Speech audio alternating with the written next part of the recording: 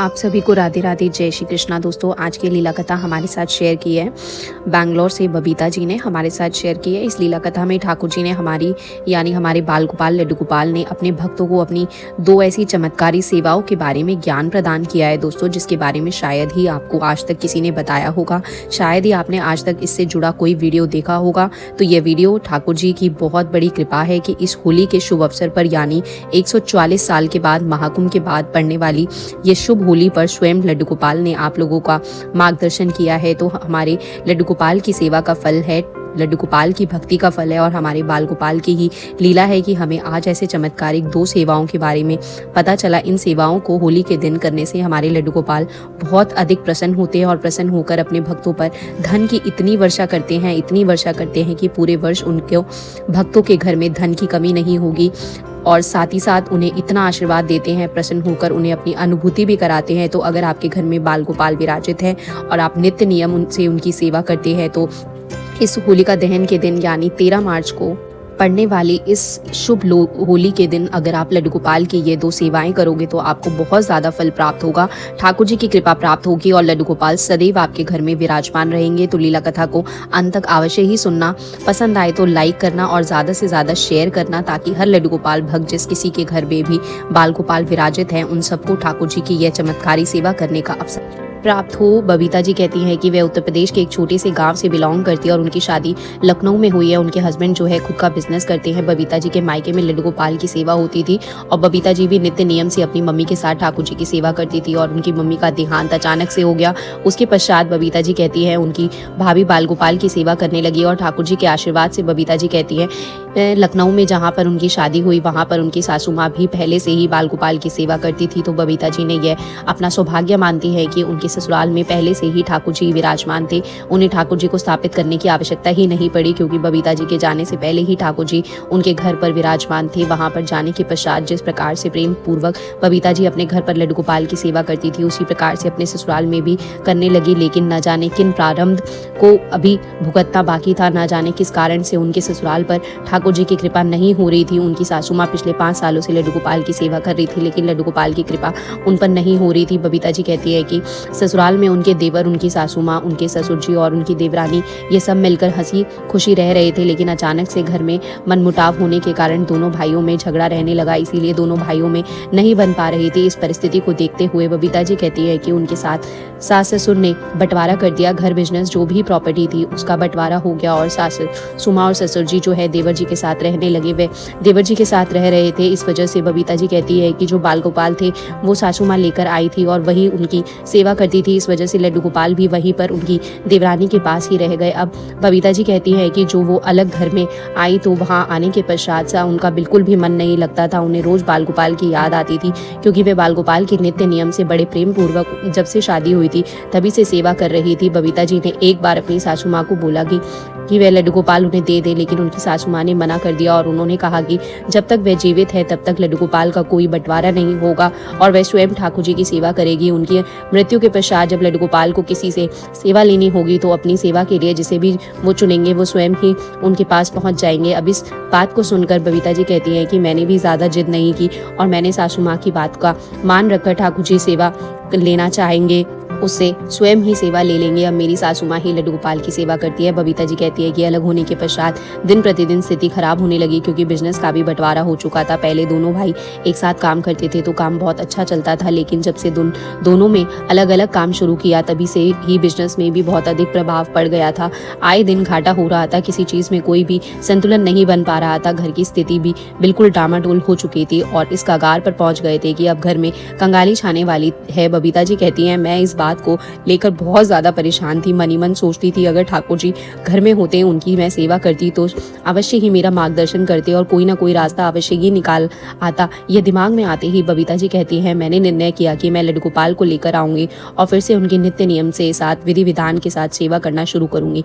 जब ठाकुर जी मेरे घर में आएंगे तो वह घर के स्वामी होंगे और घर के स्वामी होने के नाते ठाकुर जी इस घर की भागदौड़ संभाल लेंगे और जब इस घर की भागदौड़ मेरे ठाकुर जी के हाथों में होगी तो हमारी नैया निश्चिंत ही पार हो जाएगी। अब बबीता जी कहती है उन्होंने इस बारे में अपने पति से बात ही उनके पति ने भी हाँ भर ली और दोनों पति पत्नी प्रेम पूर्वक लड्डू गोपाल को लेकर अपने घर में विराजित करने हैं के लिए और नित्य नियम से उनकी पूजा सेवा आराधना करना शुरू कर देते हैं। अब लड्डू गोपाल के नित्य नियम से सेवा करते करते काफी समय बीत गया था दोस्तों। बबीता जी कहती हैं उनकी परिस्थिति में कोई भी सुधार नहीं हो रहा था, उनकी परिस्थिति पहले से भी बेकार हो रही थी। बबीता जी कहती हैं कि सास ससुर से अलग होने के पश्चात वो एकदम से अकेली पड़ गई थी। उन्हें ऐसा लगता था जैसे कि संसार में उनके लिए कोई भी रिश्ता बाकी नहीं रहा। उनकी मम्मी का देहांत पहले ही हो चुका था। उनके भाई भाभी उनके साथ ज़्यादा मतलब नहीं रखते थे, मतलब कि जब उन्हें काम होता था, कोई चीज़ त्योहार पड़ता था, तभी उन्हें बबीता जी की याद आती थी, वरना कभी भी वे उनका हालचाल नहीं पूछते थे। सास ससुर से अलग होने के पश्चात उनके व्यवहार में भी परिवर्तन हो चुका था। इस वजह से घर की परिस्थिति बहुत खराब हो रही थी और बबीता जी बहुत अकेलापन महसूस करती थी। अब दुखी होकर जब ठाकुर जी के सामने बैठकर बबीता जी ने प्रार्थना की कि हे मेरे ठाकुर, मेरे लड्डू गोपाल, इतने बड़े संसार में मैं सिर्फ अकेली हूँ, मेरे तेरे सिवाय कोई नहीं है, ना कोई साथी है, ना कोई संबंधी है, ना कोई रिश्तेदार है। इतनी बड़ी दुनिया में मैं बिल्कुल अकेली हूँ, तेरे सिवाय मेरा कोई सहारा नहीं है और मेरे जीवन की नैया भी डूबती जा रही है। अब इसे तू ही किनारे लगा सकता है और जिसका तू साथी होता है उसे कोई सहारा नहीं सकता, उसका कोई नैया को डुबा नहीं सकता। यह मेरा अटूट विश्वास है। अगर मुझसे कभी भूल हो रही है, कोई गलती हो रही है तो मेरा मार्गदर्शन करो, क्योंकि तू ही मेरा गुरु है, तू ही मेरा पिता है, तू ही मेरा भाई है, तू ही मेरा बंधु है। मेरा सब रिश्ते नाते मैं तुझ में ही देखती हूँ। इस तरह से भावुक होकर बबीता जी कहती हैं वह ठाकुर जी के सामने रोने लगी। वो ठाकुर जी को अपना सब कुछ मानती थी, अपना भाई, अपना साथी, अपना बंधु, अपना पिता माता, मतलब सारे रिश्ते उन्होंने लड्डू गोपाल के साथ बनाए थे। उन्होंने ठाकुर जी को अपने घर का स्वामी बनाया था, अपने घर का ठाकुर बनाया था और इसी भाव से वह ठाकुर जी की सेवा करती थी। बबीता जी कहती हैं जब तक ठाकुर जी ने उनका बहुत बड़ा मार्गदर्शन किया। उन्हें जब होली का त्यौहार आने वाला था, उन्हें स्वप्न में उनकी मम्मी दिखाई दी। मम्मी हमेशा जो होली का त्यौहार पर ठाकुर जी की विशेष 2 सेवाएं करती थी, उन्हीं सेवाओं के बारे में उनकी माताजी ने स्वप्न में उन्हें बताया। बबीता जी कहती हैं कि यह ठाकुर जी का ही चमत्कार था कि इतने दिनों के बाद उनकी मम्मी स्वप्न में दिखाई दी। जिस दिन वे ठाकुर जी की बातें कर रही थी उसी दिन उन्हें उनकी मम्मी स्वप्न में दिखाई दी और उन्हें कहा कि बेटा क्या तू भूल गई, होली आने वाली है और ठाकुर जी की विशेष सेवा का समय है, फिर देखना तेरे जीवन में सारे दुख दूर हो जाएंगे। ऐसा कहते हैं कि उनकी मम्मी उनकी आंखों में से ओझल हो गई। वह हड़बड़ा कर उठी और उठाकर उन्होंने सोचा कि मम्मी कौन सी विशेष सेवा के बारे में बात कर रही थी। बबीता जी कहती हैं तब उन्हें अचानक से ध्यान आया कि होली के त्योहार पर वो ठाकुर जी की 2 विशेष सेवाएं देती थी, जिनकी सेवा पाकर लड्डू गोपाल हमेशा प्रसन्न होकर उनकी मम्मी को दर्शन देते थे। उनके मायके में कभी भी धन की कमी नहीं होती थी, उनके घर परिवार पर कभी कोई मुसीबत नहीं आती थी। स्वयं ठाकुर जी ने ही उनका मार्गदर्शन किया था। वही मार्गदर्शन मैं आप लोगों को कराने जा रही हूँ। दोस्तों, बबीता जी हमें बताती हैं कि होली का दहन के दिन सुबह उठकर ठाकुर जी जो विशेष स्नान कराया जाता है, सबसे पहले ठाकुर जी को हम दूध से स्नान कराते हैं, फिर जल से स्नान कराते हैं, फिर शहद से स्नान कराते हैं। उनका जो पंचामृत बनाते हैं, उस पंचामृत से अगर हम एक पेड़ की जड़ को लेकर स्नान कराते हैं तो हमें इतना फल प्राप्त होता है। कहते हैं कि हमारी 7 पुश्तें अन्न धन से परिपूर्ण रहती है और इस जड़ का बहुत अधिक महत्व होता है। ठाकुर जी के स्नान जल में अगर हम केसर डालकर स्नान कराते हैं तो उससे उनकी कृपा प्राप्त होती है, घर में सुख और समृद्धि आती है। खुद से स्नान कराने से दोस्तों दूध की शीतलता से हमारे ठाकुर जी बहुत अधिक प्रसन्न होते हैं। हमारे जीवन से रोगों और दुखों का नाश होता है, इसलिए पंचामृत से दूध अवश्य मिलाना चाहिए। और शहद हम इसीलिए मिलाते हैं कि शहद से वाणी दोष खत्म होता है। अगर हम ठाकुर जी के पंचामृत से शहद मिलाते हैं, हमारा वाणी दोष और हमारे पाप नष्ट होते हैं। इसलिए उनके पंचामृत में तीसरी चीज हम शहद मिलानी चाहिए। तुलसी के पत्ते, अगर हम उनके पंचामृत में तुलसी के पौधे 1 पत्ते मिलाते हैं तो उसे सकारात्मकता ऊर्जा आती है, घर में नकारात्मकता ऊर्जा दूर होती है, ठाकुर जी की विशेष कृपा प्राप्त होती है और हमारे लड्डू गोपाल तुलसी पत्र डालने से बहुत अधिक प्रसन्न हो जाते हैं। 5वीं चीज जो है बहुत ही महत्वपूर्ण है, होलिका दहन के दिन आपको जो है ठाकुर जी से स्नान जल में अवश्य ही डालनी है, वो है चिड़चिड़ा। यानी आप मार्ग पौधे की जड़, आपने देखा होगा कि जो चिड़चिड़ा का पौधा होता है, अगर उसकी जड़ हम ठाकुर जी के अभिषेक करने के लिए पंचामृत में मिलाते हैं, उसका बहुत बड़ा वरदान हमें प्राप्त होता है। चिड़चिड़ा की जड़ इतनी ज्यादा शक्तिशाली होती है कि मंगल ग्रह के बुरे प्रभाव को भी कम कर देती है। हमारे घर से संबंधित सारी परेशानियां दूर हो जाती है। कुछ लोग तो धनतेरस और दीपावली के दिन भी चिड़चिड़ा की जड़ को लाकर अपने गले में धारण करते हैं। अगर किसी को संतान प्राप्ति नहीं होती, वह भी अगर ठाकुर जी को चिड़चिड़ा की यानी अपमाट को डालकर स्नान कराती हैं तो, और फिर उस जड़ को ठाकुर जी को स्नान कराने के पश्चात उसी जड़ को अपने आप गले में धारण करते हैं, अपनी कमर पर बांध लेते हैं, उसे ठाकुर जी गर्भवती होने का वरदान प्राप्त करते हैं।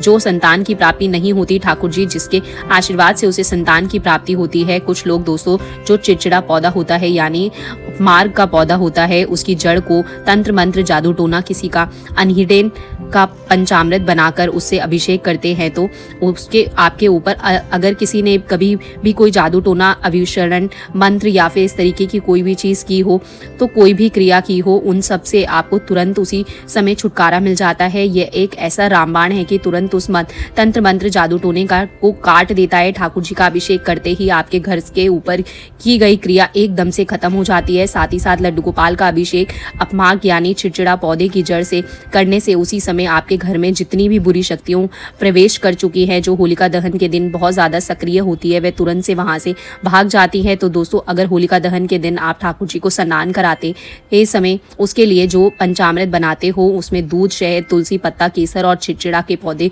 की मिट्टी जड़ यानी आप मार्ग के पौधे की जड़, अगर आपको आपके आसपास कहीं यह पौधा दिखाई नहीं देता या चमत्कारिक पौधा नहीं मिलता, तो आप पंसारी की दुकान पर जाकर चिड़चिड़ा या आप माग बोलकर उसकी जड़ को वहाँ से ले सकते हो और आपकी आसानी से मिल जाएगी। इन 5 चीज़ों से अगर आप पंचामृत बनाकर ठाकुर जी का अभिषेक होली दहन के दिन करते हो, तो आपके घर में धन की वर्षा होने से, आपके घर में चमत्कार होने से कोई नहीं रोक सकता। और अगर जीवन से दुखों को निपटाने के लिए, रोकने के लिए कोई नहीं रोक सकता, आपको सब दूर हो जाएंगे। चिड़चिड़ा अपमार्ग के पौधे में माता लक्ष्मी का वास होता है और तुलसी के पौधे में भी दोस्तों माता लक्ष्मी का वास होता है। जब इन दोनों पौधों की जड़ और पत्ते को मिलाकर आप ठाकुर जी का अभिषेक करते हो, आपके घर में सुख समृद्धि और ठाकुर जी का आशीर्वाद अवश्य ही आपको प्राप्त होता है। उसके पश्चात आपको ठाकुर जी को स्नान कराने के पश्चात उनके चरणामृत को पूरे घर में छिड़काव करना है। ठाकुर जी के चरणामृत को पूरे घर में छिड़कने के पश्चात जो आपने चिड़चिड़ा के पौधे की या चिड़ा भी बोलते हैं, पौधे की जड़ को जो है अपनी तिजोरी में रख लेना है। ठाकुर जी को गुजियाल इससे ये दोस्तों, और उसके बाद आपको भोग लगाना है उनका गुजियाल का। दूसरी महत्वपूर्ण सेवा देनी है, आपको क्या करना है कि आंवला लेकर उसमें आपको थोड़ी सी जगह बनाकर जो है उसमें मैं आपको वीडियो में दिखा दूंगी कैसे करना है। आपको उसमें आपको आंवले में थोड़ी सी जगह बना के उसमें घी डालकर आपको ठाकुर जी के लिए एक मिट्टी के दिए में जो मिट्टी का दिया होता है उसमें काजल बनाना है। आपको होलिका दहन के दिन ठाकुर जी को यह काजल सेवा प्रदान करनी है। वह काजल बनाने के पश्चात आपको जो वो हल्का सा गर्म होता है, हल्का सा गर्म हो जाएगा, हल्का सा काजल अपने ठाकुर जी को नज़र में लगाना है, यानी उनकी आंखों के आसपास लगाना है। ठाकुर जी को काजल सेवा देनी है। आप काजल बनाकर अपने बाल गोपाल को काजल सेवा दे सकते हो। काजल सेवा देने से ठाकुर जी बहुत अधिक प्रसन्न हो जाएंगे। कभी भी आपको, आपके परिवार को, आपके बच्चों को किसी की नज़र नहीं लगेगी, ठाकुर जी को किसी की नज़र नहीं लगेगी। साथ ही साथ जो आप पूजा पाठ करते हो, तो आराधना करते हो, उस पर किसी की रोक टोक नहीं लगेगी और आपकी पूजा फले फूलेगी। ठाकुर ने वरदान दिया था, जो भी भक्त मुझे काजल सेवा प्रदान करेगा उसके घर में हमेशा मेरी दृष्टि रहेगी। जिस प्रकार से वह मेरी दृष्टि में काजल लगाएगा, प्रेम से मुझे काजल लगाएगा, उसी प्रकार मैं हर वक्त मेरी दृष्टि उसके परिवार पर रहेगी। इसीलिए काजल सेवा का बहुत अधिक महत्व होता है। अगर होलिका दहन के दिन दोस्तों आप अपने ठाकुर जी को काजल सेवा देते हो, तो वो आपके घर परिवार को बुरी नज़र से बचाते हैं। और कहते हैं, बबीता जी कहती हैं कि यही 2 सेवाएं उनकी मम्मी हमेशा होलिका दहन के दिन, दीपावली के दिन ठाकुर जी को देती थी। अब उन्हें जब यह मार्गदर्शन हुआ, उसी प्रकार से उन्होंने ठाकुर जी को ये सेवा प्रदान की। बबीता जी कहती है, उन्होंने होलिका दहन के दिन सुबह उठकर ठाकुर जी को पंचामृत बनाकर उनका अभिषेक किया। अभिषेक करते समय उन्होंने मार्ग यानी चिड़चिड़ा पौधे की जड़ को भी पंचामृत में डाला, पूरे घर में जल को छिड़काव किया और उस जड़ को अपनी तिजोरी में रख दिया। उसके पश्चात उन्होंने ठाकुर जी को भोग इत्यादि लगाकर उन्होंने लड्डू गोपाल को काजल सेवा दी और वही काजल उन्होंने अपने बच्चों को भी लगाया और अपने मेन गेट पर भी थोड़ा सा उन्होंने काजल लगा दिया, जिसके प्रभाव स्वरूप ठाकुर जी की कृपा उन्हें प्राप्त हो। अब बबीता जी कहती हैं, यह सब सेवाएं देने के पश्चात उन्होंने ठाकुर जी की नित्य नियम से सेवा करना शुरू किया और जल्दी उन्हें प्रभाव देखने को मिला। ठाकुर जी की कृपा से उनके परिवार में जो समस्याएं थी वह मिटने लगी। वह कहती है कि उनका व्यवसाय तो जो बहुत अच्छा गिरा हुआ था, वह बहुत ही ज़्यादा तो जल्द से तिजोरियाँ उनकी भरने लगी। बहुत अच्छे से उनका व्यवसाय तरक्की करने लगा। धीरे धीरे उनकी गाड़ी जो है पटरी से उतर गई थी, वो पटरी पर आने लगी। उनके जीवन की नैया जो डूबने वाली थी वह पार लगने लगी थी। यह सब देखकर बबीता जी का मन बहुत अधिक प्रसन्न था। वह कहती हैं कि ठाकुर जी की कृपा होना शुरू हो गया, ठाकुर जी की अनुभूति होना शुरू हो गया। इस प्रकार से जो भी भक्त ठाकुर जी को होलिका दहन के दिन यह 2 सेवाएं प्रदान करता है, ठाकुर जी लड्डू गोपाल की कृपा को अवश्य ही प्राप्त कराता है।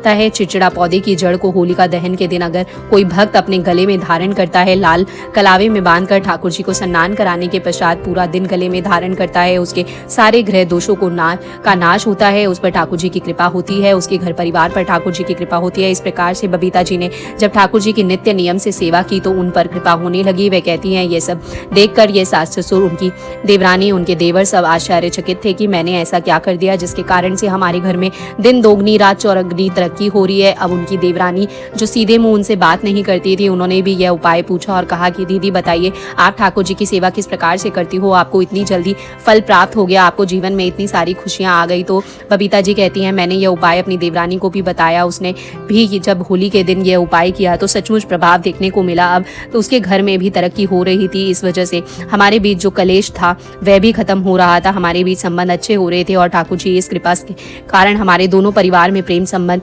बन गए। जो मनमुटाव था वह दूर हो गया। अब पूरा परिवार हंसी खुशी एक साथ रहता था। ठाकुर जी की असीम कृपा हुई, दोनों भाइयों का कारोबार अच्छे से चल गया, घर में सुख शांति थी। मेरे सास ससुर बहुत प्रसन्न थे। मेरी देवरानी मेरी सासू माँ की लड्डू गोपाल की सेवा बड़े प्रेम पूर्वक करती थी और मैं अपने ठाकुर जी की सेवा प्रेम पूर्वक कर रही थी और ठाकुर जी की कृपा दोनों ही परिवार पर बनी हुई थी। दोस्तों देखिए, हमारे लड्डू गोपाल ने अपनी इस लीला कथा के माध्यम से इतना अच्छा मार्गदर्शन किया है। अगर होलिका दहन के दिन 13 मार्च को आप भी ठाकुर जी को यह विशेष स्नान कराते हो, उन्हें काजल सेवा प्रदान करते हो, तो आपके ऊपर भी ठाकुर जी की कृपा अवश्य ही प्राप्त होगी।